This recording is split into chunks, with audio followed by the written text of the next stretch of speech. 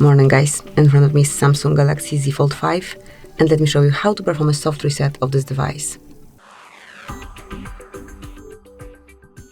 So basically all you have to do is to click on your power button along with volume down button. Just tap and hold.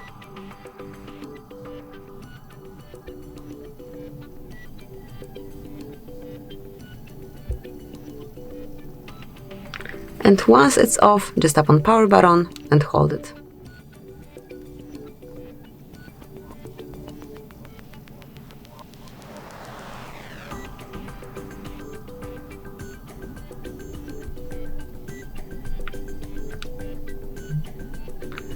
And once you see the logo, you can remove your finger from a button and wait till your phone is rebooted.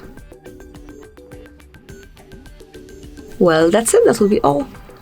Thank you for watching, please subscribe our channel and leave the thumbs up.